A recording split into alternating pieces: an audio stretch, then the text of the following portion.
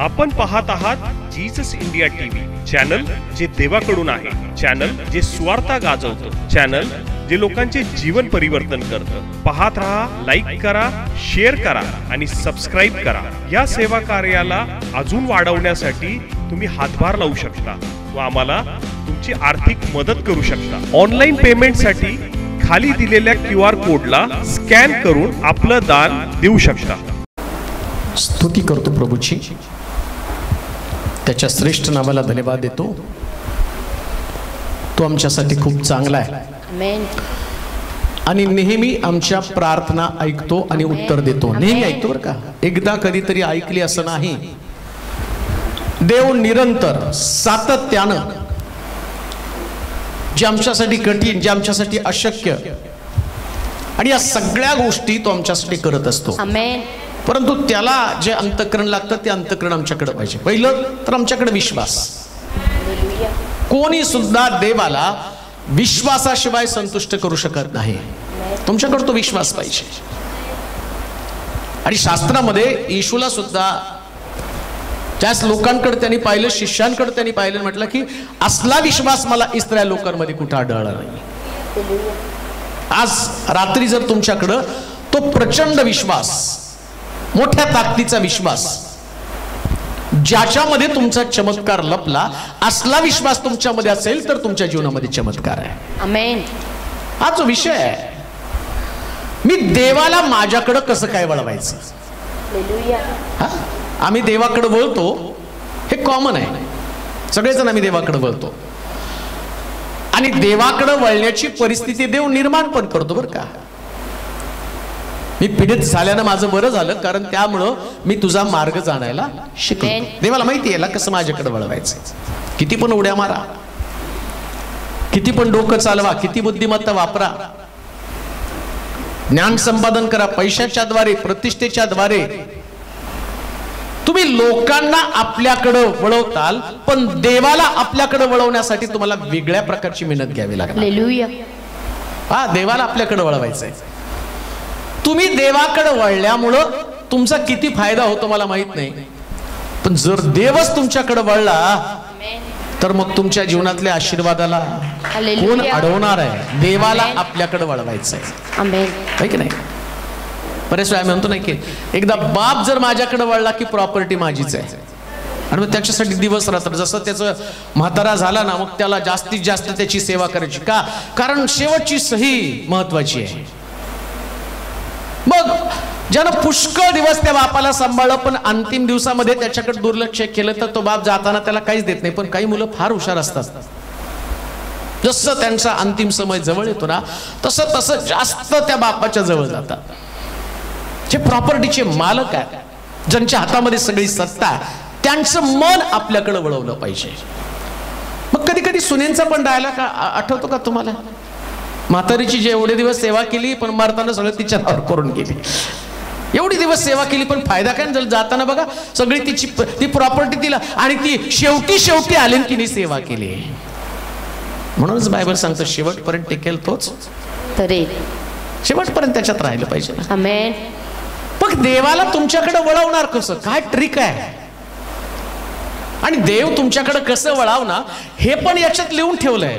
Hallelujah. देवाला पण वाटतं की तुम्ही त्याचं मन जिंकावं, त्याला वळवावं। मग तुमच्या घरामध्ये येतं नाही केला, जे शेवटी माझ्या तोंडात कोण पाणी पाजल त्यालाच मी देणार आहे, म्हणजे कुठंतरी ट्रिक दिलेली असते नाही वडिलांनी। आणि मग काय काय करतात, मरताना कुत्र्याच्या नावावर प्रॉपर्टी करून जातात का? ह्या कुत्र्यांनी सांभाळलं नाही ना, यांनी सांभाळायला पाहिजे, यांनी नाही सांभाळलं। मग त्यांना असं वाटतं जे शेवटपर्यंत माझ्याजवळ राहिलं मी त्याला देऊन टाकणार आहे। ते विश्वास आहे, ते राहतं त्याच्याजवळ, मालकाची काळजी घेतं। मग येशू सुद्धा, स्वर्गातला देव सुद्धा, आम्ही त्याच्याकडं, देवानं आमच्याकडे वळावं यासाठी काय करायला पाहिजे ते पवित्र शास्त्रात दिलेलं आहे। आणि लक्षात घ्या, आम्ही देवाकडे वळण्याचं कारण आमच्या जीवनात असणारा त्रास। आम्ही का देवाकडे आलो? कारण त्रास आहे। आज शुक्रवारी तुम्ही प्रार्थनेला यायचं कारण काय हो? त्रास नसतं तर आला असता का? मस्त घरात टीव्ही लावून बसला असता ना। म्हणजे तुमचा त्याच्या मागे स्वार्थ आहे। तुमच्या मनामध्ये काय काहीतरी करून माझा त्रास दूर झाला पाहिजे. आणि पुष्कळ लोक त्रास बरा झाला की ते देवाला सोडून टाकतात. मग त्यांना असं वाटतं संपलं, प्रश्न संपला, आता मग आता देवाकडे जाण्याची काही गरज नाही. अशा लोकांकडे कधी देव वळत नाही. एक भविष्यवाणी आत्ताच झाली आणि त्या भविष्यवाणीमध्ये आम्ही सांगितलं की देवानं सांगितलं की आशीर्वाद तर मला तुला पुष्कळ द्यायचे, पण तुझ्या मनाची द्विधा अवस्था, कधी तुला इकडं कधी तुला तिकडं, या तुझ्या कारणानं जितकं मी तुझ्याकडे वळायचं ठरवतो आणि तितकं माझं मन मी कठीण करतो, मग मी तुला आशीर्वाद देत नाही. आशीर्वाद मिळवण्यासाठी देव ही संकल्पना जी आहे ना, तो त्याच्याकडं अनेक प्रकारचे आशीर्वाद आहे आणि तुमच्या समस्येची उत्तरं त्याच्याकडे बरकत आहे, त्याच्याकडे सुटका आहे, हालेलुया, त्याच्याकडे तुमच्या रोगाचं आणि निवारण आहे. सगळ्या प्रश्नाची उत्तरं त्याच्याकडे, सगळ्या प्रश्नाची उत्तरं. मी परवा आम्ही मीटिंगला गेलो होतो, अनेक लोकांच्या साक्ष्या मी ऐकल्या. जाऊन आम्ही कधीतरी जाऊन मीटिंगला येतो, त्याच्यानंतर आम्ही विसरून पण जातो त्या लोकांना काय घडलं काय नाही. पण त्या घरात गेल्यावर त्या ज्यांनी पहिली मीटिंग त्या गावामध्ये भरवली त्यांनी सांगितलं, हो तुम्ही ज्यावेळेस आला पहिल्यांदा माझ्या घरामध्ये आला, प्रार्थना केली आणि निघून गेला, त्याच डॉक्टरने सांगितलं होतं की तुमच्या मुलीला लेकरं होणार नाहीत आणि त्यांनी सगळं तसं सांगितलं. परंतु ज्यावेळेस तुम्ही येऊन प्रार्थना करून गेला, मग त्या मुलीला समोर आणलं, म्हटले हेच ती मुलगी जी देवानं त्यांना दिलेली होती. जे देव जर वळाला तर तुमच्यासाठी जे कठीण आहे ते शक्य करून दाखवतो. अजून एक मुलगी छोटीशी तिथं आली, तिचे आई वडील तिला घेऊन आले. असं बघितली का ही मुलगी, कितीतरी दिवस तिच्या डोळ्यातनं पाणी येत होतं, तिचे डोळे चिपडले जात होते आणि डॉक्टर म्हटले हे स्टॉप व्हायला पाहिजे, तर हिला ऑपरेशन करावं लागेल. पाहिलं तुम्ही लोकांनी ती मुलगी.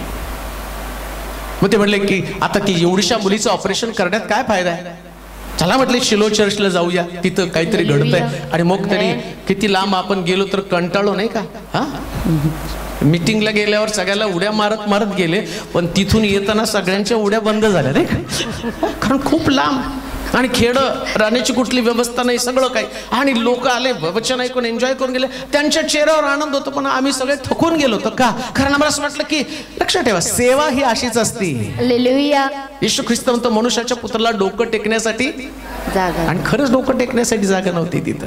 आता त्याचा अनुभव आला, डोकं टेकण्यासाठी जागा नसणं म्हणजे काय. मग त्या मुलीला घेऊन आले. बस सर, हीच ती मुलगी जिला डॉक्टरने ऑपरेशन सांगितलं होतं.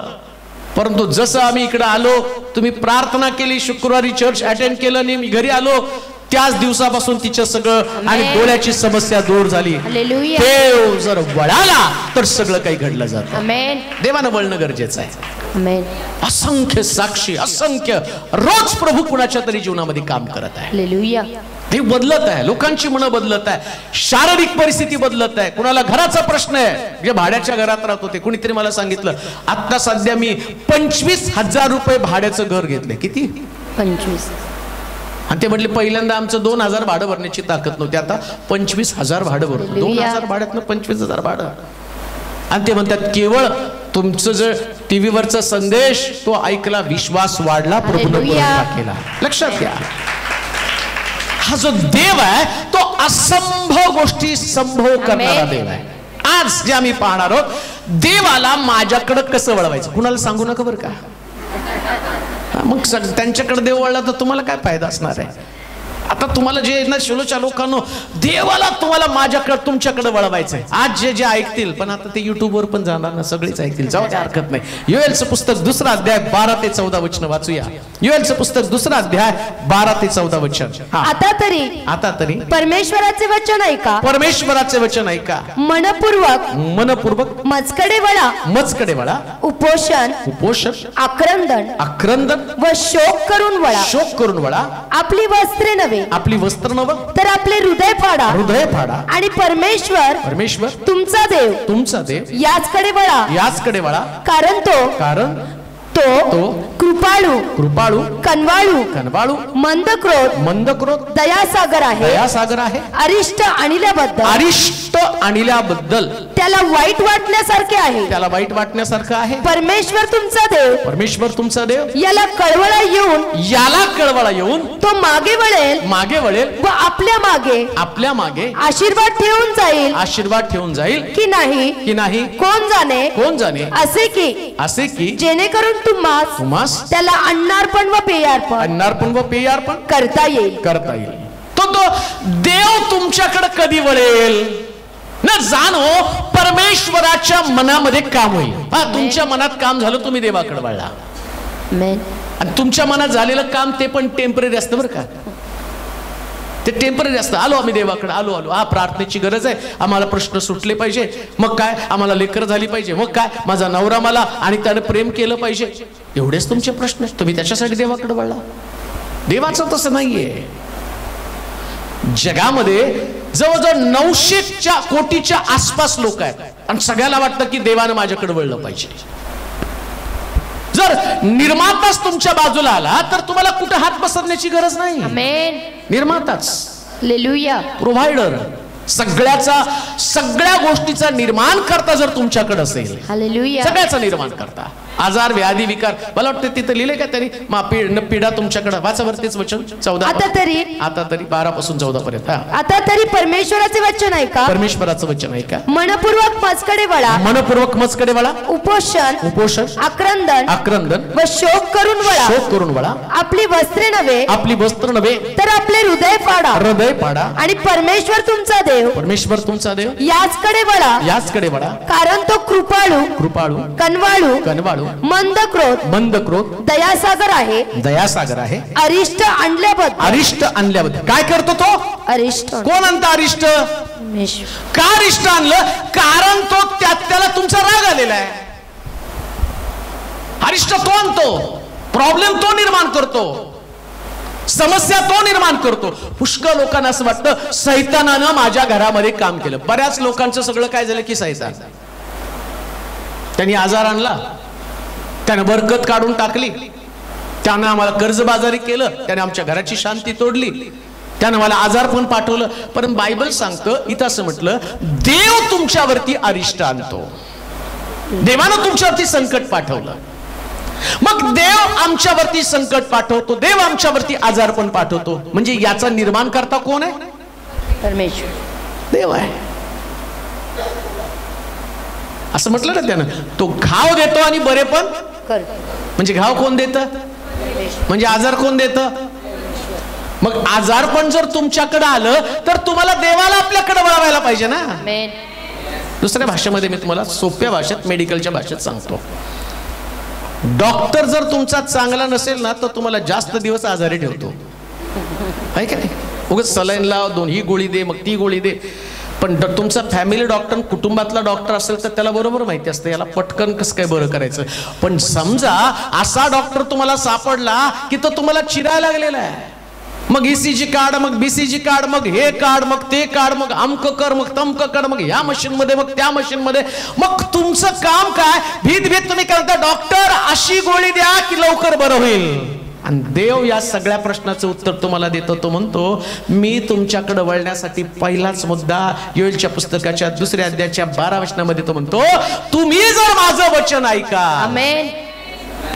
देवाला वळवायचंय का तुमच्याकडे. हालेलुया. देव जर तुमच्याकडे वळायला पाहिजे तर त्याच्या वचनावर प्रेम आहे. आमेन. त्याच्यावर त्याचं प्रेम आहे. हालेलुया. तुम्हाला कशाला दिले त्यानं, हा कशाला संदेश मी सांगत आहे. हे वचन तुम्हाला देत असताना तो म्हणतो तुम्ही माझं बोललं त्याचं वचन लक्षपूर्वक, असंच लिहिलं 12 वचन. आता तरी परमेश्वराचे वचन ऐका, परमेश्वराचं वचन ऐका मनपूर्वक. कसं ऐका. मनपूर्वक. नुसतं वचन ऐकायचं नाही तर त्या ठिकाणामध्ये म्हटलं मनपूर्वक देवाचं वचन ऐकायचं. लक्ष सगळं देवाच्या वचनाकडे. देवानं त्यामध्ये तुमच्या सगळ्या प्रश्नांची उत्तरं दिली. हालेलुया. सगळ्या प्रश्नांची उत्तरं. जर तुम्हाला देवाचं वचनच समजलं नाही ना तर परमेश्वर कशा पद्धतीनं तुमच्याकडे बोलतो हे तुमच्याकडे कधी लक्ष येणार नाही, कधीच लक्षात येणार नाही. हे शास्त्र त्यांनी कशासाठी दिलेले, हे वचन कशासाठी दिलेलं आहे. का प्रार्थना करण्याच्या अगोदर इथं वचन सांगितलं जातं, कारण वचन सांगितल्यावर तुमच्या मनाची तयारी घडते. आमेन. आपण गावाला गेल्यावर जो किती वाजली, जवळजवळ 10:30-11 वाजली नाही मीटिंग संपायला. आणि मीटिंग मला भीती वाटली की आता 10:30-11 वाजले, अजून कुठवर वचन चालवायचं. पण मीटिंग संपल्यावर लोक म्हटले 1 वाजेपर्यंत का नाही घेतलं. हालेलुया. अजून सांगायला पाहिजे होतं तुम्ही. म्हणजे मी घाबरलो पण ते लोक नाही घाबरले. ते म्हणतात नाही, देवाचं वचन आम्हाला ऐकायला पाहिजे. आणि त्याच्यानंतर बऱ्याच लोकांचे कॉल आले. ते म्हटले नाही हो, या वचनानं आमच्या मध्ये एक नवीन विश्वास निर्माण झाला. आणि कोणीतरी तिथं सांगितलं की आता दर महिन्याला येणार आहेत. ते म्हटले तुम्ही दर महिन्याला येणार आहे असं कळलं. म्हटलं हो येतो. बायबल सांगतात देव त्याच्या वचनावर प्रेम करतो. जास्त तुम्ही त्याचं वचन ऐकताना त्यास देव तुमच्याकडे वळायला सुरुवात करतो. त्याला माहिती आहे हे माझं वचन आहे आणि हे एवढं वचनावरती प्रेम करत आहे. हे प्रॉमिस आहे, हे मी बोलतो. देव त्याच्या या पवित्र शास्त्रातनं बोलत आहे. देव त्याच्या वचनातनं बोलत आहे. मग तो काय म्हटला, जर तुम्ही माझं वचन ऐकलं, पहिलीच पायरी देवाचं वचन ऐकलं पाहिजे. जितका जास्त होईल तितकं देवाचं वचन ऐकण्याचा प्रयत्न करा. देवाचं वचन ज्यानं त्याच्या मुखातनं तुम्हाला पाठवलं आणि त्याची इच्छा आहे की त्याच्या प्रमाणे तुम्ही जीवन बनवलं पाहिजे. म्हणून ज्या देवाचं बोलणं आम्ही ऐकतो ना, त्यास देव तुमच्याकडे वळायला सुरुवात करतो. सोप्या भाषेमध्ये तुम्हाला सांगतो, आई वडील मुलाला जर एखादं काम सांगितलं त्याने दुर्लक्ष केलं ना, तर त्यांचं अंतकरण कठोर बनेल. ते हे काय कामाचं नाहीये. आणि त्यांचा डायलॉग असतं बघा, हे आमचं वाद झालेलं पोरग आहे, काही ऐकत नाही हो. पाहुणे आले की पहिले जात हे ना काय ते बसतं पाहुण्यांसमोर खूप चांगलं बसतं. ते पाहुणे म्हणतात किती शांत आहे हे, फार बेरकी आहे हे चांगलं नाही पोरग. तुम्ही किती पण दाखवण्याचा प्रयत्न केला, चर्चमध्ये शांत अगदी पवित्र शास्त्र घेऊन बसला आणि देवाच्या वचनाकडे तुमचं लक्ष नाही, तो म्हणते बेरकी आहे, याचा उपयोग नाही. हा देवाच्या मंदिरात येतो पण याचं ध्यान माझ्या वचनाकडे नाहीये, हा वचनाकडे दुर्लक्ष करतो. मग ज्यावेळेस देव बोलताना, ऐका, देव बोलताना तुम्ही दुर्लक्ष करता, मग तुम्ही प्रश्नामध्ये सापडल्यावर तुम्ही बोलताना देव दुर्लक्ष करतो. तो बोलतो, आता तुम्ही बोलता हॉस्पिटल वरती पडल्यावर, बोलवा ओ पाळकाला बोलवा प्रार्थनेला. कुठला पाळक येतो ना, आला तरी देव कुठं ऐकतोय. तू तेलोरेला बोलो, दिनाकरणला बोलो, बिनेनला बोलो, कुणाला बोलवायचं ते बोलो, मी ऐकलं तर तू बरा होशील ना. पण तुम्ही ज्यावेळेस देवाचं वचन ऐकता, बायबल सांगतं हिचक्याला, तो म्हटलं हिचक्या आपल्या घराची निर्वाह कर, परमेश्वर तुझा आत्मा तुझ्यापासून काढून घेतोय. शास्त्र सांगतं हिचकिया मनस्वी रडला आणि त्यानं परमेश्वराला सांगितलं, मी देवा मी तुझ्यासमोर सात्विक मनानं चांगल्या मनानं चाललो. आणि त्यानं जो निरोप ऐकला, या राजानं संदेशाला पाठवलेला निरोप ऐकला, निरोप ऐकल्यावर त्याची प्रतिक्रिया वेगळी होती. आणि बायबल सांगतं तितक्या देवाचं मन परिवर्तन झालं. देवानं त्याला मारण्याचं ठरवलं होतं, पण परमेश्वर म्हटला हिचकिया आता तुझ्या आयुष्याची 15 वर्ष मी वाढवून दिली. का तर तू माझ्या वचनाकडे लक्ष पुरवलं. एक गोष्ट ध्यानात ठेवा, तुमचा प्राण गेला तरी बेहत्तर, पण देवाचं वचन कधी दुर्लक्षित करू नका. कारण ज्यास तुम्ही देवाचं वचन ऐकता तर परमेश्वर तुमच्याकडे वळतो. जर तुमचं देवाच्या वचनावरती प्रेम आहे, ही गोष्ट तुमच्यासाठी सगळ्यात चांगली. कदाचित तुमचे नातेवाईक तुम्हाला दूर टाकतील, तुमचे प्रियगण, तुमचे आपदा आणि तुमचे अपतेष्ट, तुमचे मित्रगण आणि त्यांचं तुम्ही ऐकत नाही म्हणून ते तुम्हाला नावं ठेवतील. परंतु लक्षात ठेवा, ते तुम्हाला जीवन देऊ शकत नाही, ते तुमच्या प्रश्नाचं उत्तर देऊ शकत नाही. पण ज्या देव तुमच्याकडे वळतो तर तो अनिष्ट तुमच्यातलं काढून टाकतो, समस्येचं निराकरण तो तुमच्याकडनं आणि करून टाकतो. म्हणून देवाकडे वळणं गरजेचं आहे. देवाकडे वळा, देवाचं वचन ऐका, देवाचं वचन ऐकायला महत्व द्या. खूप देवाचं वचन ऐकलं पाहिजे. जेवढं तुम्ही देवाचं वचन ऐकाल तेवढा परमेश्वर तुमच्या फेवर मध्ये उत्तर देणार. ऐकलं पाहिजे त्याच्या वचनाकडे. आज रात्री तुम्ही देवाचं वचन ऐकण्यासाठी आहात ना, सगळ्यांकडे देवाचं लक्ष केलेलं आहे. सगळ्यांकडे गेले देवाचं वचन लक्ष. तो पाहत आहे कोण माझं वचन ऐकत आहे, कोणाचं माझ्या वचनावर प्रेम आहे. हे पवित्र शास्त्र त्याने प्रेमापोटी दिलेलं आहे. तुम्हाला माहिती आहे का, देवाचा सगळ्यात आवडता व्यक्ती मोशे होता. तो त्याच्यासारखा नम्र पृथ्वी तलावर दुसरा कोणी नाही. या लोकांना असं म्हटलं, या मोशे संबंधानं, पापाचं क्षणिक सुख भोगण्यापेक्षा त्यानं देवाच्या लोकांबरोबर दुःख भोगणं पत्करलं. फारोच्या राजवाड्यामध्ये असताना बाहेर पडला, कनानामध्ये लोकांना घेऊन तो निघाला आणि लांबून कनान देवाने दाखवलं. म्हटलं तू नाही जायचं, या लोकांना जाऊ दे पण तुला नाही जाऊ देणार. का नाही जाऊ देणार? दगडी पाट्या देवानं त्याच्याकडे दिल्या. हे वचन आहे, दगडी पाट्या म्हणजे त्याचं वचन आहे. आणि त्याचं वचन त्याच्याकडे दिलेलं असताना यानं या वचनाकडे दुर्लक्ष केलं, दगडी पाट्या फोडल्या. दगडी पाट्या फोडल्या म्हणजे देवाचं वचन मोडलं त्यानं. देवाचं वचन मोडल्याबरोबर एवढा नम्र मनुष्य, पण देव म्हटलं तुला कनानात मी जाऊ देणार नाही. का? मी सांगितलं तेवढंच तुला करायचं, तुझ्या मनचं काही तुला करायचं नाही. एवढं देव त्याच्या वचनावर प्रेम करतो. म्हणून एक गोष्ट ध्यानात ठेवा, देव कधी तुमच्याकडे वळतो जास्त तुम्ही त्याच्या वचनावर प्रेम करू लागता. त्याच्या वचनावर प्रेम करा, त्याचं ऐका, त्याचं वचन ऐका. त्याचं वचन त्याच्या शब्दावर प्रेम करणं म्हणजे त्याच्या वचनावर प्रेम करणं. तुम्ही म्हणता ना देवा माझं तुझ्यावर प्रेम आहे, माझं तुझ्यावर प्रेम आहे. तो मुलगा पण कधी कधी म्हणतो ना मी तुझ्यावर खूप प्रेम करतो, सिद्ध करून दाखव. तू काय देऊ शकतो मला? आता डायलॉग मारायला काय, मी तुला चंद्र बी आणल, तारे पण आणल. ना तारे मिळत ना चंद्र मिळत, आहे की नाही? पण तो म्हणतो का नाही, मग ती मुलगी तू माझ्यावर प्रेम करतो तर माझ्यासाठी काय करू शकणार आहे? मग तो तिला वचन देतो. तो वचन पाळावं लागतं प्रेमापोटी. जर वचन तुम्ही पाळलं, देवाचं वचन त्याच्याकडे लक्ष दिलं, तर देवानं तुमच्याशी केलेला हा करार आहे. हे वचन म्हणजे देवाचा करार आहे. आणि तुम्ही देवाच्या कराराकडे लक्ष देता तर देव तुमच्याकडे वळतो. हे पवित्र शास्त्रातलं रहस्य आहे. देवाला वळवायचं तर पहिली गोष्ट आम्ही पाहतो त्याचं वचन ऐकलं पाहिजे. दुसरी गोष्ट वाचूया त्याच वचनात. आता तरी परमेश्वराचे वचन ऐका. परमेश्वराचे वचन ऐका, मनपूर्वक मजकडे वळा. मजकडे वळा. दुसरी, आता देवानं तुमच्याकडे वळावं तर तुम्ही त्याच्याकडे वळलं पाहिजे. आमेन. नाही का?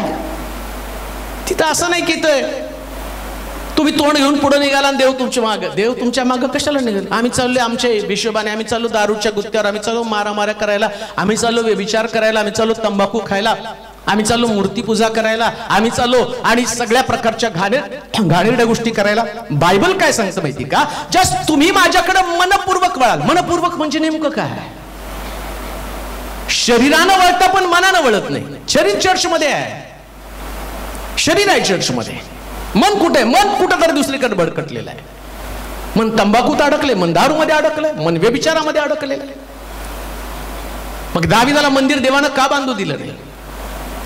त्यानं तर सगळं जमा केलं नव्हतं. लोखंड जमा केलं, पितळ जमा केलं, लाकडं जमा केली, सगळी संपत्ती जमा केली. आणि तो परमेश्वरला म्हणतो मला तुझ्या प्रित्यर्थ मंदिर बांधायचं. तो म्हटला तू नाही बांधायचं मंदिर. का नाही बांधायचं? केलं ना व्यभिचार. जे देवाला आवडलं नाही ते त्यानं केलं नाही. त्याच्या मनामध्ये काय होतं? देवापेक्षा त्याच्या मनामध्ये ती स्त्री बसली होती जी देवाला पसंत नव्हती. देवाला ती देवाच्या दृष्टिकोनातून ते पाप होतं. मंदिराचा भाग तो बनला नाही. एवढी मोठी लढ्या त्यानं जिंकल्या, एवढं गौरव देवानं त्याला दिलं. पण बायबल सांगतं देवानं त्याच्या बाबतीमध्ये आणि अशा प्रकारचा निर्णय घेतला. का? कारण त्याच्या मनामध्ये काय होतं? त्याच्या मनामध्ये व्यभिचार होता. मनपूर्वक देवाकडे वळणं गरजेचं आहे. मनपूर्वक वळणं म्हणजे काय? पहिल्यांदा आम्ही आमचं शरीर आणि मन या दोघांवरती देवाचं राज्य असलं पाहिजे. शरीरावरती पण आणि मनावरती. आमेन. कुठं मन भरकटलं नाही पाहिजे. हो, हालेलुया. रात्री तुम्हाला उठवलं तरी तुमच्या मनात देवच असला पाहिजे. आमेन. पण तो उपदेशकाच्या पुस्तकात म्हणत नाही, हे तरुणा तुझ्या तारुण्यात तुझं मन येईल, मनाला येईल तसं. कसं बा? मनाला येईल तसं. आणि इथं देवाचं वचन काय सांगतं? मी तुमच्याकडे वळावं म्हणून तुम्ही मनपूर्वक माझ्याकडे वळा. शरीरानं वळू नका. शरीराला सवय झाली, रविवारी सवय झाली, शुक्रवारी सवय झाली, चला शुक्रवारी प्रार्थनेला जाऊन बसायचे. पण मन कुठे हो? आज तुम्ही बसलाय तर पण मन कुठंतरी भरकटत आहे, कुठंतरी आणि फेरफटका मारत आहे. मग ह्या फेरफटका मारणाऱ्या मनाला कुठंतरी आवर घातला पाहिजे ना. मनामध्ये देव असला पाहिजे, शरीरामध्ये नाही. आणि लक्षात घ्या, परमेश्वर तुझं शरीर हे जिवंत देवाचं मंदिर आहे. हे शरीर मंदिर आहे, पण राहतो देव कुठं? अंतःकरणात. अंतःकरण म्हणजे मन, नाही का? मग मन जर आतमध्ये आहे तर या मनाला देवासाठी तयार तर केलं पाहिजे ना. कसं देव तुमच्या घरामध्ये, कसा देव तुमच्या अंतःकरणात येणार आहे? आणि लक्षात घ्या, देव जर मनामध्ये आला, सगळे प्रश्न मानसिक आहेत, सगळे मानसिक प्रश्न आहेत. आजार पण तुमचे मानसिकच आहे. त्यानंतर आम्ही पाहतो की तुमच्या जीवनामध्ये आणि तुम्हाला विजय काय मिळत नाही, मानसिक दृष्ट्या तुम्ही खचलेले आहात. मनच तुमचं तयार नाहीये. पण ज्या दिवशी तुमचं मन तयार होतं ना, या मनाला कोण तयार करतं? तुम्ही प्रभूला कडे मनपूर्वक वळाला, मनपूर्वक तुम्ही देवाकडे वळाला की तुमचं जीवनच बदलून जातं. आमेन. उदाहरण दाखवतो पवित्र शास्त्रामध्ये. शौलाला देवानं राजा केलं. शौलानं आतापर्यंत अनेक लढाया जिंकल्या. शौलासाठी गल्ल्यात हा काही फार मोठा शत्रू नव्हता. मग शौलाबरोबर देव होता आणि देवानं आतापर्यंत त्याला विजय दिला, पण त्याचं मनच खचून गेलं ना गल्ल्यात त्याला पाहिल्याबरोबर. दाविदानं तर कुठलेच युद्ध जिंकलं नव्हतं, पण त्याला देवा मन इतकं पक्क झालं होतं ना, तो म्हटलं परमेश्वराच्या नावानं मी तुझ्यावर चाल करून जाईल. इतका मनामध्ये त्याच्या देव बसलेला होता. आणि ज्या दिवशी तुमच्यावर मनामध्ये देव असतो ना, देव तुमच्याकडे वळतोच. आमेन. कोणती भावना माहिती का? प्रश्न तुमच्याकडे येतात, तुम्ही प्रश्नाकडे पाहून रडत बसत नाही. तुम्ही म्हणता परमेश्वराच्या नावानं तुझ्यावरती चाल करून जातो, देव वळतो. तो म्हणतो तू लढाई कर, युद्ध मी जिंकून तुला देईल आणि तुला विजय दिला, लोकांसमोर दाखवून देईल की तू जिंकलेला आहे. तुम्हाला जिंकायचंय, त्याच्यासाठी देवानं तुमच्याकडे वळावं आणि देवानं तुमच्याकडे वळावं याच्यासाठी मनपूर्वक तुम्ही देवाकडे वळावं. आमेन. मनानं वळा देवाकडे. हालेलुया. एकदा मनानं पहा. एखाद्या माणसाला तुम्ही म्हणता ना, किती पण तुम्ही त्याला नाही हो आम्ही याला सांगतो पिऊ नको, तरी तो पितो. आणि तो पण सांगतो लय ठरवतो नाही प्यायचं, पण काय माझं मन ऐकतच नाही. म्हणजे गोंधळ कुठे आहे? मनात. सगळा गोंधळ कुठे आहे? मनात. मग चर्चला तर येतो ना तो, मग काय प्रॉब्लेम आहे? तो चर्चला येतो, पण घरी गेल्यावर परत त्याला दारू पिऊशी वाटते. तो चर्चला येतो, पण परत घरी गेल्यावर त्याला आणि भांडण करूशी वाटतं. तो चर्चला येतो, पण परत घरी गेल्यावर त्याला वादविवाद करूशी वाटतात. म्हणजे कुठंतरी मनात प्रॉब्लेम आहे. हीच गोष्ट आम्ही पाहतो योसेफाच्या जीवनामध्ये. पोटिफाराच्या पत्नीला पाहून त्याचं मन भरकटलं नाही. हालेलुया. त्याला ठाऊक होतं हे पाप आहे. आणि पवित्र शास्त्र सांगतं देव त्याच्याकडे वळाला. आमेन. जिथं जिथं ज्या ज्या कामात योसेफानं हात घातला, बायबल सांगतं देवानं त्याला मोठा विजय दिला. का? देव त्याच्याकडे वळालेला आहे. हालेलुया. देवानं आमच्याकडे वळणं गरजेचं आहे. कसं? आम्ही त्याच्याकडे वळलं, आता आमच्या डोक्यात दुसरं काही नाही, फक्त देव देव आणि देवच. येशूच माझ्या मनामध्ये आहे. हालेलुया. मग पौल म्हणत नाही का, ख्रिस्ताच्या प्रीतीपासून मला कोण विभक्त कर? मरण, संकट, छळ, उपासमार, दंगेदोपे, बंदीशाळा, कोणत्या गोष्टी देवापासून? तुम्हाला देवापासून कोणी तोडलं? आम्ही म्हणतो नाही हो माझं मन खूप नाराज झालं. का? तर मी एक प्रार्थना केली आणि देवाने नाही ऐकली. मन नाराज झालं खूप. मन खूप नाराज झालं. काय करायचं? बघा एवढं सगळं देवासाठी केलं, देवाने माझ्यासाठी काहीच नाही केलं. काय? तू वधस्तंभावर गेला, तुझ्या हातामध्ये खेळ ठोकले, तुझ्या डोक्यात काट्यांचा मुकुट घातला. देवानं तुझ्यासाठी एवढं केलं आणि तू एक साधी गोष्ट आहे कदाचित काय नाही माझं लग्नच जमलं नाही ना, मग म्हणून कसं काय प्रभूकडे येऊ? अरे लग्न जमलं असतं तर मग तर तुझा विचारूच नको, जास्त आला असतं माझ्याकडं. झालं त्यांचं पण विचारा, नाही झालं त्यांचं पण विचारा, पण नाही झालं ते अजून सुखी आहेत. झाल्यावर मग झाल्यावर पण नाही व्हायला पाहिजे, होईल रे. पौल म्हणतो कधी कधी तुम्ही माझ्यासारखं राहून सेवा करा. हालेलुया. आहे की नाही? आता अनुभव आला असेल सगळ्या लोकांना, संगती आल्यावर कळलं असेल कसं असतंय ते.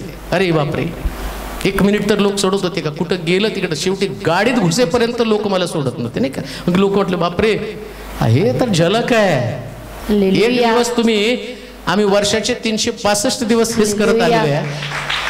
मनपूर्वक देवाकडे वळाल्यावर तुम्हाला कळतं जगात महत्वाचं काही नाही, फक्त देवच आहे. बाकी नाही. मग तुमचा आराम, मग तुमच्या बाकीच्या गोष्टी, चैनबाजी, हे याला नाही महत्व. महत्व कशाला? देव. आमेन. एकदा अंतःकरणामध्ये प्रभू असलं की मरण, संकट, छळ, आजारपण, दंगे दोपे, कशाची भीती वाटत नाही. म्हणून देवानं तुमच्याकडे वळावं याच्यासाठी तुम्ही मनपूर्वक देवाकडे वळलं पाहिजे. मग पौलाची परीक्षा देवानं घेतली, खरंच मनापासून वळला का? हालेलुया. मग पौलाचं जहाज फोडलं. आता पौलाचं एवढा मोठा पौल, जहाज फुटलं. जहाज फुटल्याबरोबर तो आणि लाकडाला धरून तरंगत तरंगत समुद्रकाठी आला. एवढा पौलानं मोठ्या लोकांना बरं केलं, त्याचं जहाज फुटलं आणि वाचलं त्याच्यातनं. सगळे लोक वाचले आणि मग ते समुद्राच्या तीरावरती आले. मग शेकोटी पेटवली, लाकडं टाकले तिथं. पौलाला सगळ्याला भार आणायला लावला. पौलानं पण भार आणला आणि आणता आणता एक मोठा साप पण घेऊन आला सांगते. आणि त्या सापाने याला विटोळा मारला. ते सगळे लोक म्हटले अरे याला देव सोडायला तयार नाही, हा पापिष्ट मनुष्य आहे. लोक त्याला म्हणत आहे. आता पौलाने विचार केला पाहिजे, जहाज फुटलं, मी देवाबरोबर असताना, देवाचं काम करत असताना कसं काय जहाज फुटलं? हालेलुया. पण त्याला माहिती आहे पहिल्यांदा महत्व देवाला आहे. आमेन. जहाज फुटू द्या, मरण आलं तरी चालेल, साप गुंडाळा गेला तरी चालेल, पण मी देवापासून कधी वळणार नाही. मग पौलाकर देव वळला. आमेन. त्याला माहितीये माझं लेकरू आहे. हालेलुया. आता देव त्याच्याकडे वळल्याबरोबर काय प्रगती झाली पौलाच्या आत्मिक जीवनामध्ये. असं लिहिलं, पौल रस्त्यानं जात होता तर त्याच्या सावलीने लोक बरे होत होते. का? देव त्याच्याकडे वळलेला आहे. आमेन. हाय प्रोफाईल स्पिरिच्युअल लोक बना. हालेलुया. हाय प्रोफाईल कळतं का? काही लोक म्हणतात ते हाय प्रोफाईल लोक आहेत. पहिल्या पेज वरती आणि पहिल्या पेज वरती त्यांचं नाव असतं. मी तर म्हणतो बायबल मध्ये ज्यांचं नाव आहे ना ते धन्य लोक आहेत. हालेलुया. देवाच्या पुस्तकात तुमचं नाव यायला पाहिजे. तुम्ही हाय प्रोफाईल स्पिरिच्युअल लोक बनले पाहिजे. कसं बनणार आहे? मनपूर्वक देवाकडे वळणार. तिसरी गोष्ट वाचूया. हा, उपोषण. वळणे म्हणजे आता देवाकडे वळणं म्हणजे काय? मनपूर्वक देवाकडे वळलं पाहिजे. मग देव पण सांगतो एखादा व्यक्ती माझ्याकडे मनपूर्वक वळला कसा काय? तुम्ही नाही बायबल हातात घेऊन जायचं म्हणजे बघा आता मी बोललो देवा तुझ्याकडे, माझ्या हातात बायबल आहे, हातात बायबल आणि बायबलच्या आतमध्ये मोबाईल आहे, हातात बायबल आहे आणि मनामध्ये दुसरं काहीतरी घाण आहे. जर तू मनपूर्वक देवाकडे वळला तर त्याच्यासाठी काय लिहिले वाचा बरं. उपोषण. पहिली गोष्ट, ज्या दिवशी तुम्ही मनपूर्वक देवाकडे वळाल त्या दिवशी तुमच्यामध्ये एक बदल होतो. काय? तुम्ही उपोषण म्हणजे उपवास पण करायला सुरुवात करता. हालेलुया. एखाद्या व्यक्तीला देवाकडे वळवायचं ना तर लक्षात ठेवा, देवानं तुमच्याकडे वळावं पहिल्यांदा तुमच्या मनाचं शुद्धीकरण होणं गरजेचं आहे. आमेन. आणि मनाचं शुद्धीकरण कसं होतं माहितीये का? उपवास केलं की मनाचं शुद्धीकरण होतं. हालेलुया. आपोआप मनामध्ये जे दुष्टपण आहे, मनामध्ये देवाला न पसंत पडणाऱ्या गोष्टी आहेत, जे अडखळण आहे ते अडखळण त्यातनं निघून जातं. आमेन.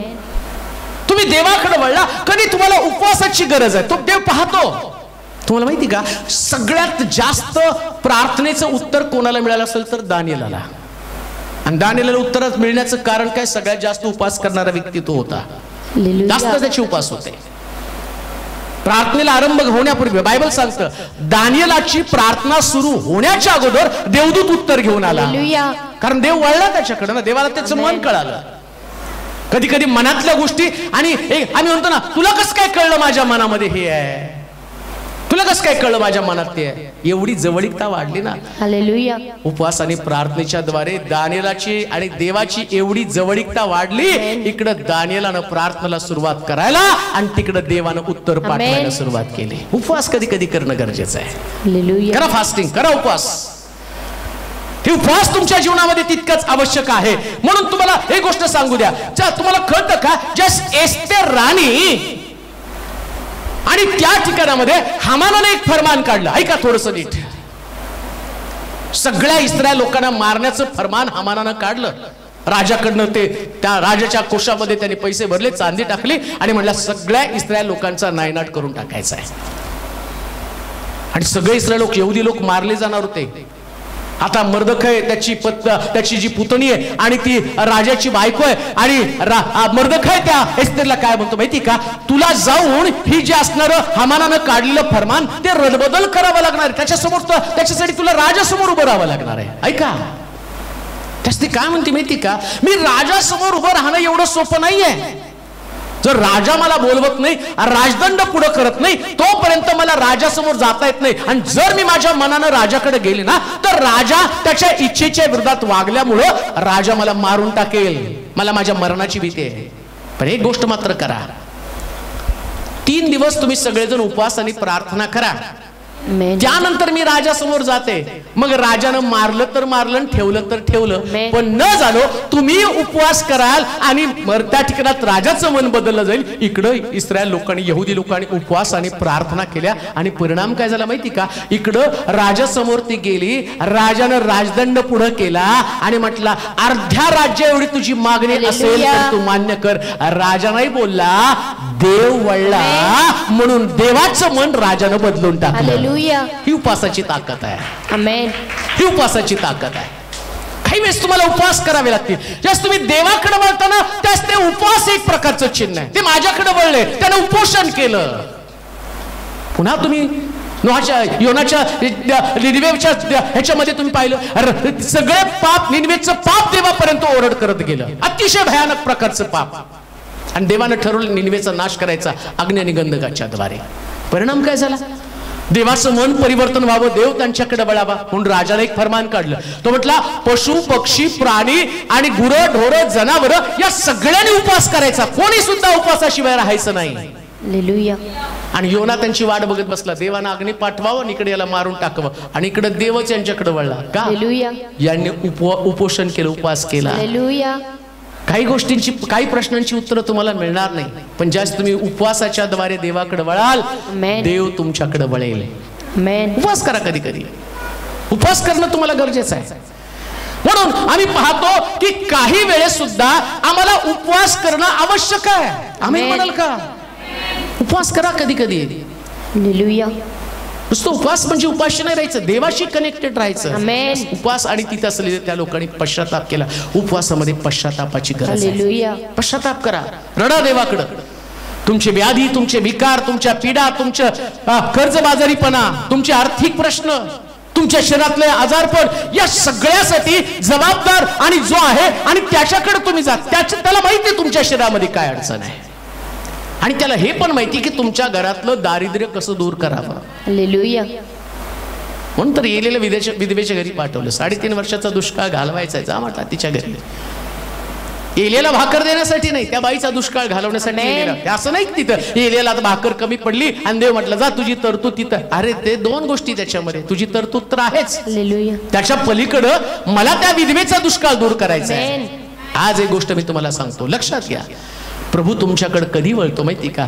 त्यावेळेस तुम्ही उपोषण करता, उपवास करता, आणि आम्ही पाहतो देवानं त्यांना वाचवलं. 3री गोष्ट वाचूया, 4थी गोष्ट त्याच्यामध्ये आक्रंदन व शोक करून वळा.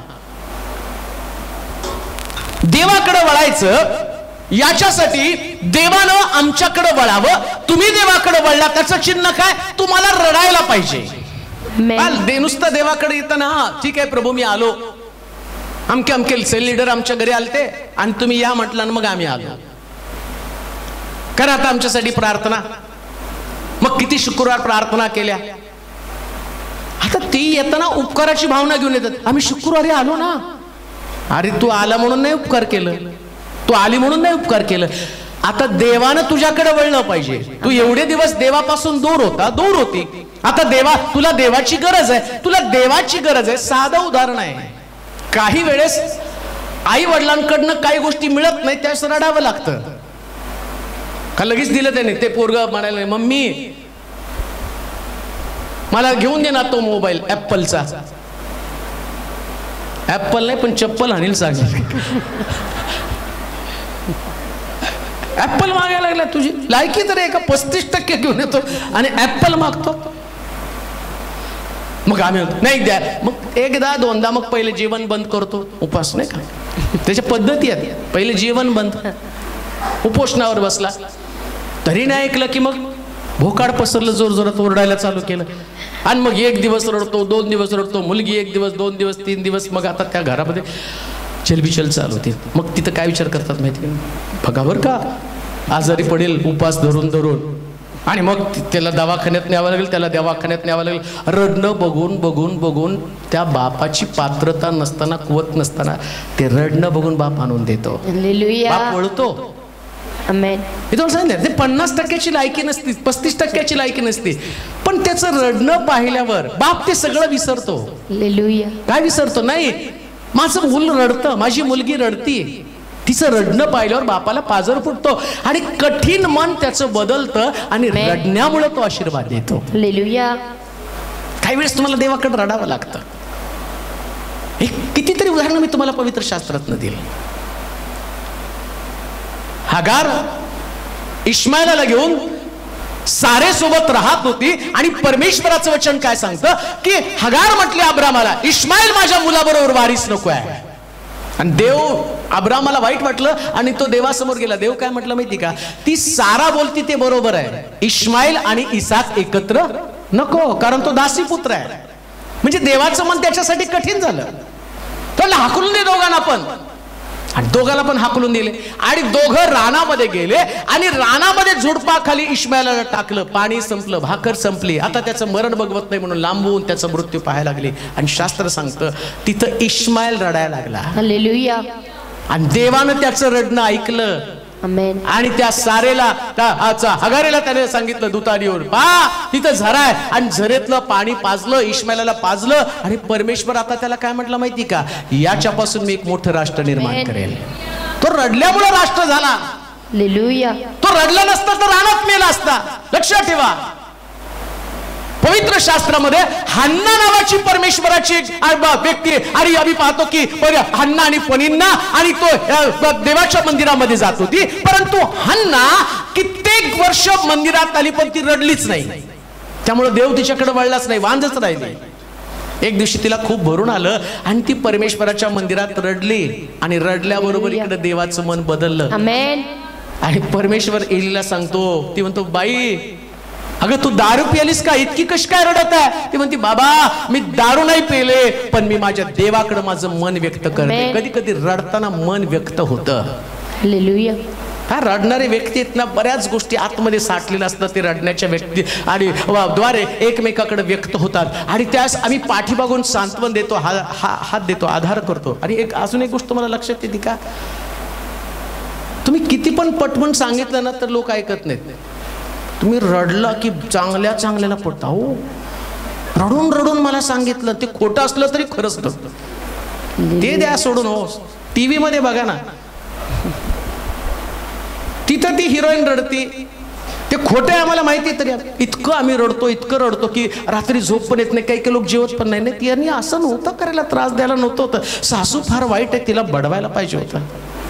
मी परवा वाचत होतो ते अमजद खानचं काहीतरी लिखाण परवा पेपरला आलं होतं, तर तो सांगायला लागला, त्याच्या मुलाचं मुलाखत घेतली आणि त्याला विचारलं कसं काय तुझ्या बापाचा प्रवास. तर तो म्हटलं ज्यावेळेस माझा बाप शोले पिक्चर काढण्याच्या अगोदर मी पोटामध्ये होतो आणि मी पोटामध्ये असताना माझ्या आईला हॉस्पिटलमध्ये ऍडमिट केलं होतं आणि तिचं बिल 300 रुपये झालं, पण माझ्या बापाकडे ते 300 रुपये पण द्यायला नव्हते आणि माझी आई तिकडून रडायला लागली. कारण का तर आमचा बाप मला भेटायला यायला तयार नाही, कारण बिल कुठून मागणार आहे. मग माझा बाप हॉस्पिटलमध्ये तोंड दाखवायला तयार नाही आणि आईला बाहेर सोडायला तयार नाही, कारण 300 रुपये, त्या 300 रुपये पण त्याच्याकडे नव्हते. मग तो कोण त्यांचा डायरेक्टर होता, त्याने विचारलं काय झालं. तो म्हटला माझ्याकडे पैसे नाही. मग त्यांनी त्याला 300-400 रुपये दिले. मग मी घरी आलो आणि मग माझा जन्म झाला. परंतु हे सगळं घडत असताना आम्ही पाहतो की ज्यावेळेस या कठीण परिस्थितीमध्ये जात असतो ना, त्या ज्या परिस्थितीला आम्ही तोंड देतो आणि ती परिस्थितीला तोंड देत असताना या परिस्थितीला बदलण्यासाठी आमच्या जीवनामध्ये रडणंही तितकं आवश्यक आहे. तो म्हटलं माझा बाप तिथं रडला. तो रडला का तर म्हटला माझ्या जीवनामध्ये मी कुठल्याच लायकीचं नाही की माझ्या पत्नीला सुद्धा मी आणि सुखरूपपणे घरी आणू शकत नाही. त्याचं रडणं ऐकल्यावर, त्याचं रडणं पाहिल्याबरोबर त्या डायरेक्टरच्या मनामध्ये पाझर फुटला आणि त्यानं त्याला ते 400 रुपये दिले. आणि तो म्हणतो ज्यास माझ्या बापानं तो शोले पिक्चर केला आणि शोले पिक्चर केल्यावरती एका प्लेन मधनं माझा बाप जायला लागला, तर बाहेर सगळ्या आणि त्या प्लेन मध्ये बसणारे जे लोक आहेत माझ्या बापाला बघितल्यावर एवढे घाबरले की ते प्लेन मधनं तो उतरल्याशिवाय कोणी खाली उतरायला तयार नाही. का तर ती विलनची भूमिका आहे. म्हणजे त्यांना असं वाटलं अजून गब्बर तसाच आहे, म्हणजे लबाड एवढं आम्हाला एवढं आवडतं. मग पहा ते रडणं पण तसं असतं. रडलं ना, रडल्याबरोबर भल्या भल्याच्या डोळ्यामध्ये पाणी येतं ते मागतं. मग देवासमोर जर तुम्ही खरं रडला तर देव तुमच्याकडे वळेल. आमेन. हे वळणं आणि रडणं याची सांगड आहे. कधी कधी देवाकडे जाऊन रडावं लागतं. तुम्ही देवाकडे वळल्याचं चिन्ह काय माहिती का, तुम्ही देवासमोर रडत आहात. आमेन. ते अश्रू सांगून जातात, तो पश्चाताप, प्रभू आतापर्यंत माझ्याकडनं खूप चुका घडलेल्या आहेत. असं येऊ नका देवाकडे की देवानं माझ्या प्रश्नाचं उत्तर द्यायला पाहिजे. का तर मी देवाच्या मंदिरात प्रार्थनेला शुक्रवारी आलो म्हणजे मी फार मोठा उपकार केला नाही. मग तुमच्यासाठी जगातल्या कोणत्याही व्यक्तीनं प्रार्थना करू द्या, तुमची प्रार्थनाच ऐकली जाणार नाही. देणारा तो आहे. त्याचं मन परिवर्तन व्हायला पाहिजे, त्याचं मन बदललं पाहिजे ना. तुमच्या डोळ्यातले अश्रू बघून तो म्हणणार आहे आज या व्यक्तीकडे मी वळून तिला आशीर्वाद देणार आहे. रडलं पाहिजे. तसं आम्ही पाहतो इश्माएलाला रडल्यामुळे देवानं आशीर्वाद दिला, हगारेला रडल्यामुळे परमेश्वरानं शमूवेल दिला. नुसतं मुलगा नाही दिला, शमूवेल. हालेलुया. हे रडणं जे आहे ना ते सगळ्या आशीर्वाद मिळवतात. आमेन. आणि अजून एक सांग, कोणाकडे रडू नका बरं का. हालेलुया. ते रडणारे तुमच्या समोर रडतील, मागे जाऊन समोर डोळे पुसतील. बघितले का? जिवंत असताना बघितलं नाही, आता कसे रडायला लागले. हे लोकांचे डायलॉग आहेत, पण ज्याच्या समोर तुम्ही रडता तो विश्वास आहे, कधीच तुमची हिटाई करणार नाही. हालेलुया. म्हणून कोणासमोर रडू नका. तुमच्या अश्रूची किंमत फक्त तोच देऊ शकतो, तोच देऊ शकतो. त्याच्याकडे रडा, हालेलुया. रडून मागा. मिळत नाही तोपर्यंत रडा. ती हगार कुठपर्यंत रडली, हन्ना कुठपर्यंत रडली, जोपर्यंत शमूएलाचं अभिवचन मिळत नाही तोपर्यंत रडली. हे देवाला वळवण्यासाठी करावंच लागतं ना. हालेलुया. घरात पण असतं बघा, नॉर्मल मुलांना कोणी काही देत नाही. त्या ह्याचं तोंड बंद करा पहिले, याचं तोंड बंद कर, हे खूप किरकिर करतं, याला द्या. आणि मला तर सगळ्यात जास्त प्रार्थनेची आता सध्या ते, फाळक साहेब सगळं ठीक आहे, पोरग किरकिर करतं, त्याची किरकिर बंद व्हा म्हणून प्रार्थना करा. अहो का किरकिर करता बघा ना ते आधी. म्हणजे किरकिर कोणाला आवडत नाही, मग त्याला आवडेल का? मग तुम्हाला पण कधी कधी रडलं पाहिजे, दुःख व्यक्त केलं पाहिजे, पश्चाताप केला पाहिजे. शेवटची गोष्ट वाचा. आता तरी परमेश्वराचे वचन आहे का, मनपूर्वक मजकडे वळा, उपोषण आक्रंदन व शोक करून वळा. आता अजून काय म्हणतो तो? शोक करून वळा. म्हणजे नुसताच रडून उपयोग नाही. हालेलुया. रडण्यामध्ये आणि शोक करण्यामध्ये फरक आहे बरं का. रडण्यामध्ये दोन अश्रू गाळतात, बळबळ रडावं लागतं. तुम्ही कधी कधी मैत्रीला गेल्यावर काही लोक मिचमिचून पाणी आणतात, येत नाही पाणी, पण ते बळबळ असं दाबून दाबून दाबून दाबून आणायचं. पण ते दुःख नसतं का, तर लाज त्यांना दाखवायचं असतं ना. आणि काही लोकांचं तुम्ही बघा, ऑब्झर्वेशन तुमचं असतं. मी बघत असतो, मैत्रीला पण गंमत बघत असतो, सगळीकडे गंमत बघत असतो. कसले डुप्लिकेट लोक जगामध्ये भरलेले आहेत. ते रडायला तर येत नाही, त्यांना मिचमिचून पाणी आणतात, आणि पाणी आल्यावर त्यांना कळतं, मग सगळ्यांसमोर डोळे घेते, माझ्या डोळ्यात पाणी आलं बरं का. पण लोक तुमच्यापेक्षा हुशार आहे, तुम्हाला त्यांनी पाठ करून ठेवलेलं आहे. प्रत्येक मैत्रीत तुम्ही तसंच पाणी काढता, हे लोकांना ठाऊक आहे.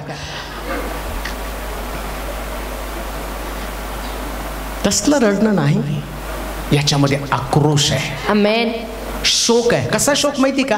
देवा खरोखर माझ्याकडनं असंख्य चुका घडलेल्या आहेत, हालेलुया. तू चांगला आहेस, तू दयाळू. कारण तिथे लिहिले खाली काय, तो दयाळू, कारण तो कृपाळू, कारण तो कृपाळू, कनवाळू, मंदक्रोध, दयासागर आहे, दयासागर आहे. अरिष्ट आणल्यावर देवाचा स्वभावच कसा आहे? कसा आहे देवाचा स्वभाव? कृपाळू.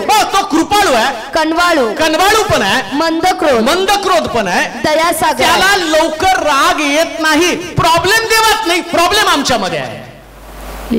आम्हीच त्याच्या मंद क्रोध म्हणजे देवाच्या रागाचा अंत पाहिला. आम्हाला असं वाटतं देव काय करतो, आम्ही देवाला गृहीत धरून चालतो. आम्ही काही केलं ना तरी देव तो देव आहे, आम्हाला माफ करेल. आणि बऱ्याच लोकांनी देवाला असंच रंगवून ठेवलंय, असंच रंगवून ठेवलं. कसं रंगवून ठेवलं? नाही, देव क्षमेचा देव आहे. अरे क्षमेला मर्यादा आहे का नाही?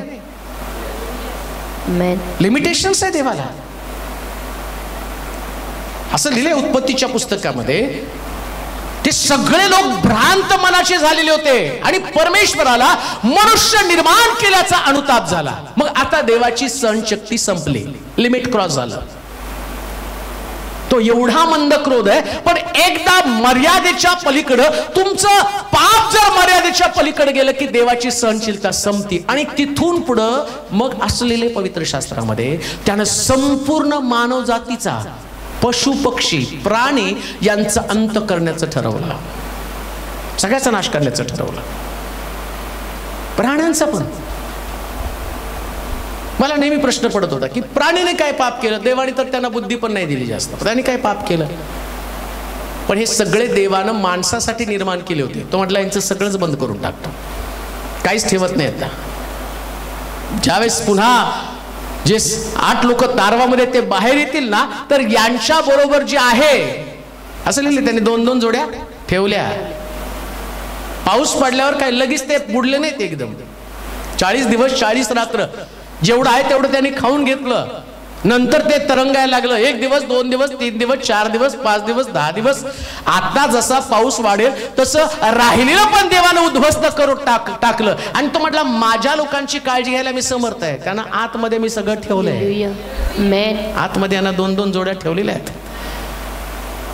2-2 जोड्या काय एका जोडीवर व्हायला पाहिजे होतं. एक जोडी तू खा, एक जोडी पुढं फलद्रूप होण्यासाठी राहू दे. देवाने तरतूद करून ठेवली. 2-2 जोड्या घे म्हटला तो. जे जे पाहिजे ते मारून खा. आणि त्याला देवाने बुद्धी दिली होती काय खायचं काय ठेवायचं. एक जोडी ठेवली, कारण त्या जोड तुम्ही म्हणाल नाही मग त्यांना ते अहो तो देव आहे, त्याच्यात आशीर्वाद दिलेलेच होते. त्या असणाऱ्या गाई म्हैस सगळं उंट गाढवं सगळी या सगळ्याला बाहेर काढल्यावर देवाने त्याला मल्टिप्लाय केलं, कारण तो देव आहे. देव गरजा भागवतो. पण सांगण्याचं तात्पर्य जर तुम्ही शोकच केला नाही, याच्या उलट निनिवेच्या लोकांनी शोक केला. हालेलुया. नोहाच्या दिवसामध्ये लोकांनी शोक केला नाही, सगळे मरून गेले. निनिवेच्या लोकांनी शोक केला, अख्खं निनिवे वाचलं. हालेलुया. इथं पशु पक्षी सगळे मारले. कुठं? जगामध्ये, नोहाच्या काळामध्ये. आणि निनिवेच्या काळामध्ये पशु पक्ष्यांनी सुद्धा उपोषण केलं. हालेलुया. आणि बायबल सांगतं देवानं कोणाचा सुद्धा नाश केला नाही, कोणाचा पण नाश केला नाही. हे उपोषण, हे शोक आहे. कधी कधी शोक करावा लागतो. मी आणि माझ्या घराण्यानं बसून देवाकडे रदबदली केली पाहिजे. प्रभू आमच्या घराण्यावरचे शाप निघून जा. घराणं बसून देवाकडे रडलं पाहिजे. प्रभू कठीण परिस्थिती आहे, माफ करा मला, काही चांगलं आमच्यातून घडलं नाही. शासन करण्यासाठी आम्ही योग्यच आहोत, तुझ्यामध्ये दोष नाहीये, तू चांगलाच आहेस, तू मंदक्रोध आहे, दयेचा सागर आहे. अरिष्ट आणल्याबद्दल तुला वाईट वाटतं. तुला ही गोष्ट ध्यानात ठेवा, देवाला कुठल्याच व्यक्तीवरती अरिष्ट पाठवायला आवडत नाही. कोणावरती संकट पाठवायला देवाला आवडत नाही. पण पर्याय पण नाही ना दुसरा, त्याच्याशिवाय आम्ही कुठं सुधारतो नाही का. मी पीडित झाल्यानं माझं बरं झालं. का बरं? कारण मी तुझा मार्ग शिकलो. जाणायला पीडा आल्यामुळे शिकला ना. मग देवाला माहिती यांना फटके दिल्याशिवाय जागेवर येत नाहीत. पण त्याला फटके मारताना काय बरं वाटतं का? ती आई त्या मुलाला सांडशे घेऊन चटके देते, त्याच तिला काय लय बरं वाटतं का? हो, तुम्हाला दुःख झाल्यावर ती मलम लावणारी आई तीच आहे, रात्र जागून काढणारी आई तीच आहे. पण आता तुम्हाला शासन केल्यावर त्या मुलाला ते सारखं सारखं स्टोकड जातं ना, मग ती घे बस. मग एकदा चटका दिला की ती पोरग तिकडे जात नाही. मग हा हा हा हा हा चटका बसल्यामुळं ना. आणि त्याच्या अगोदर जाता तुम्ही स्पर्श करता, हे करता. पण देवाला पण माहिती आहे तुम्हाला कसं ताळ्यावरती आणायचं आहे. पण प्रॉब्लेम देवामध्ये नाही, तो मंदक्रोधच आहे, तो कनवाळूच आहे, तो कृपाळूच आहे, दयेचा सागर आहे. आम्हाला या गोष्टीचा अनुताप झाला पाहिजे आणि देवासमोर बसून शोक केला पाहिजे. कशासाठी? प्रभू मी चुकलो. घड्या पुत्राने केलं नाही का शोक? माझ्या बापाच्या घरी भाकरीची रेलचेल होती, मी तर उपाशी मरत आहे, मी जातो बापाच्या घरामध्ये आणि त्याला म्हणतो मुलगा नव्हे तर तुमचा चाकर म्हणून मला स्वीकारा. हे शोक करत आहे. मुलाचा दर्जा नाही मागितला त्यानं. त्याला माहिती की माझी पात्रता नाही, माझी कुवत नाही, लायकी संपलेली आहे. पण आता मी बापाकडे गेलो आणि त्याला सांगितलं ना, बाबा मी तुमच्या विरुद्ध स्वर्गाविरुद्ध पाप केलं. हा शब्द ऐकल्याबरोबर त्याच्या बापानं म्हटला, माझा हरवलेला मुलगा परत सापडला, माझा हरवलेला मुलगा परत सापडला, माझा मेलेला मुलगा परत आलेला. हा शोक आहे. ज्या दिवशी तुमच्या दर्जेपेक्षा तुम्ही देवाकडं आणि कमी दर्जाचं होऊन देवाकडे जाताना त्यास देव तुमचा दर्जा उंचावतो, पुन्हा तुम्हाला ती जागा देतो. म्हणून लक्षात ठेवा, कसं देव आपल्याकडे वळणार आहे. शोक केला की देव तुमच्याकडे वळणार आहे. देवाला वाटत नाही माझ्या लोकांना दुःख द्यावं. वाचावर ते वचन अंत करू, तिथं शेवट करू. आता तरी परमेश्वराचे वचन ऐका, वचन ऐका, मनपूर्वक मजकडे वळा, मनपूर्वक माझ्याकडे वळा, उपोषण आक्रंदन व शोक करून वळा, शोक करून वळा. आपली वस्त्रे नव्हे तर आपले हृदय फाडा. काय फाडा? हृदय फाडा. ज्यावेळेस शोक होतो ना त्याच हृदय फाटलं जातं. ज्याला शोक होतो ना तर त्याचं हृदय तुटलं जातं. मग तो शोक कर म्हणजे पहिल्यांदा आपलं हृदय फाड. तुमच्या प्रश्नांसाठी तुम्हाला देवाकडं आपलं हृदय फाडावं लागेल. आणि गोष्ट ध्यानात ठेवा, ज्यास देव तुमच्याकडे वळेल ना काय लिहिले पुढे वाचा बरं. आपली वस्त्रे नव्हे हा? तर आपले हृदय फाडा हा?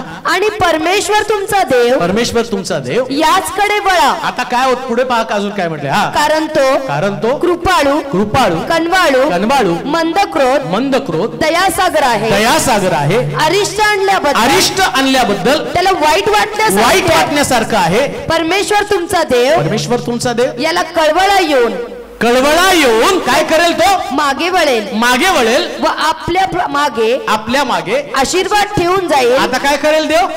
आशीर्वाद देव वळला. मग देव वळला म्हणजे थोडा रिकामी हाताने येतो. हालेलुया. देव म्हटलं नाही माझी लेकरं खूप रडली आज. माझ्या लेकरांनी खूप शोक केला. माझ्या लेकरांनी उपवास केले आणि आक्रंदन केलं. एवढे दिवस ते उपाशी राहिले. एवढे दिवस त्यांनी प्रार्थना केला. एवढे दिवस ते मला शरण आले. आपल्या वाईट गोष्टींबद्दल त्यांनी माझ्याकडे पश्चाताप केला. ते मला राहत नाही स्वर्गामध्ये. तो म्हणतो मला पटकन त्यांच्याकडे जायचं. देव येतो आणि इकडे तुम्ही रडत असता.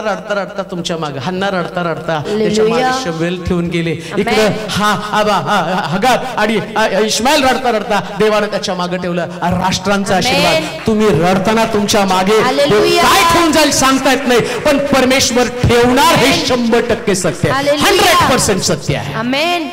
100% देव वळाला तुमच्याकडे. ज्याला हे कळालं देवाला कसं वळवायचं ना, मग तो आशीर्वादाच्या मागे धावत नाही. असं लिहिलं देवानं त्याच्या मागे. असंच लिहिलं ना. काय लिहिले. परमेश्वर तुमचा देव याला कळवळा येऊन तो मागे वळेल व आपल्या मागे कुणाच्या मागे. आपल्या मागे. तुमच्या म्हणजे रडणाऱ्यांच्या. आमेन. कुणाच्या मागे. उपवास करणाऱ्यांच्या. आमेन. कोणाच्या मागे. वचनाकडे लक्ष देणाऱ्यांच्या. तुम्ही वचनाकडे लक्ष द्यायला लागले. देव त्यांच्या मागे ठेवे का आशीर्वाद. आमेन. तुम्ही देवाच्या वचनावर विश्वास ठेवता. तुम्ही देवाचं वचन ऐकता. मनपूर्वक देवाकडे वळता. तो जे वचनाकडे लक्ष देतात ना, सगळ्यांच्या पाठीमागे एक आशीर्वाद ठेव. लक्षात ठेवा, देव वळला की तुमच्या मागे आशीर्वाद वळणार आहे. तोपर्यंत नाहीये. देवानं वळलं पाहिजे. म्हणून बायबल सांगतं कसा देव वळणार आहे. या सगळ्या गोष्टी केल्या तर देव वळणार आहे. आज पण तुम्ही देवाकडे वळून या. ह्या गोष्टी सांगितलेल्या. तुम्ही प्रार्थनेला आला ना, इकडं तिकडं कुठे लक्ष देऊ नका. फक्त देवाकडे. देवा तू वळ. हालेलुया. इथं प्रार्थना करणारं कोणी नाही. मी म्हणतो माध्यम आहे. माझं काम आहे तुमच्या डोक्यावर हात ठेवणं, पण त्यांनी वळलं पाहिजे ना. हालेलुया. त्यानं वळलं पाहिजे. प्रॉब्लेम त्याच्याकडे आहे. त्याने आशीर्वाद दिले तर मग मी तुम्हाला प्रार्थना करण्याची पण गरज नाही. तो वळला ना, तो म्हटलं मी याच्या मागे ठेवलेत आशीर्वाद. हालेलुया. कदाचित तुम्ही जागेवर पण असाल, तुम्हाला घरी गेले आठवलं अरे देवानं दिलाय आशीर्वाद. आमेन. कित्येक लोकांनी युट्यूब वरून मी गेल्या 8-10 दिवसात जर तुम्ही बघितलं, एका बहिणीनं आजच मला सांगितलं मी नुकतंच प्रभूकडे वळालेत. मला माहित नाही येशू ख्रिस्त काय आहे, पण तो युट्यूबचा संदेश ऐकला. माझा विश्वास एवढा वाढला आणि त्या संदेशानं माझ्या जीवनात खूप आशीर्वाद देवानं दिल्या. खूप साक्षी निर्माण केल्या.